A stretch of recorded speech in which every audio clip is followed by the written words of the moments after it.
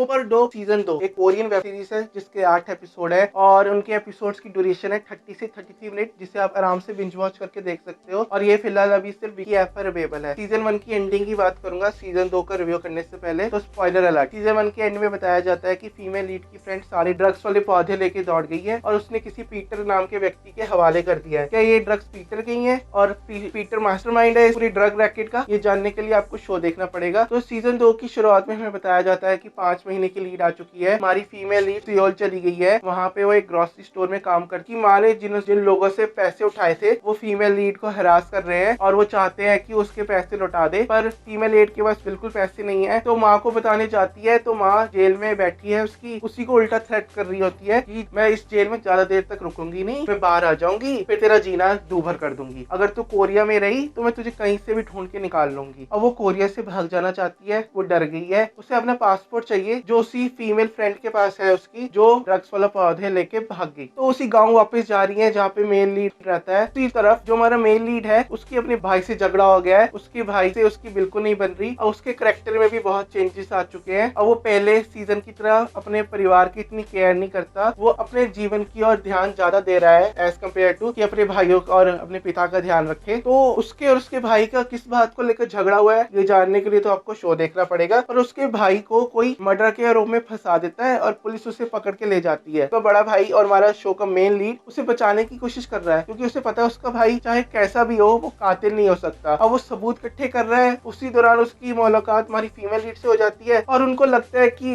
इस खून का चक्कर ड्रग्स वाली प्रॉब्लम से ही है। तो उसी दोस्त को ढूंढने लग जाते हैं जो उसका पासपोर्ट और ड्रग्स वाले पौधा लेके दौड़ गई थी, को ढूंढ रहे हैं। और उन्हें कैसे पता चलेगा कि इस ड्रग्स रैकेट वाली है नहीं है, और पीटर के कहने पर उसकी दोस्त ने सारे माल को रफा दफा कर दिया था। ये जानने में बहुत मजा आएगा। इस शो की मेन थीम वही है जो पहले सीजन की थी, ड्रग्स हमारी सोसाइटी के लिए कितनी बड़ी प्रॉब्लम है और कैसे बच्चों का इस्तेमाल किया जाता है ड्रग्स की सप्लाई करने के लिए, और क्योंकि उन पे कोई शक नहीं करेगा और वो आसानी से काम कर देंगे, और बच्चे कैसे फंस जाते हैं और कैसे उनका शोषण होता है। ज्यादातर बच्चे इसलिए फंसते हैं क्योंकि उन्हें जल्दी पैसे कमाने होते हैं, या उनके घर के हालात ठीक नहीं होते, या फिर गलत संगत में पड़े होते हैं, उनके दोस्त कर रहे हैं तो वो भी करने लग जाते हैं। इस शो के राइटर डायरेक्टर ने इस संगत वाली प्रॉब्लम को भी इस सीजन में ज्यादा फोकस में डाला है, कैसे आपके गलत दोस्त आपको फंसा सकते हैं। तो अपने दोस्तों को सही से चुनना चाहिए, बेमतलब के लोगों से दोस्ती नहीं करनी चाहिए। आप किस क्राइम में फंस जाए किसी को नहीं पता, सिर्फ अपनी गलत संगत के कारण। तो ये शो बहुत ठीक है, सटल वे में दिखाने की कोशिश कर रहा है कि ड्रग्स और बैड कंपेनियन कितनी बड़ी प्रॉब्लम हो सकती है सोसाइटी के लिए। और इस शो को सीजन 2 मिला, बहुत अच्छी बात है, क्योंकि सीजन 1 के बहुत सारे सवालों का जवाब सीजन 2 में मिलता है और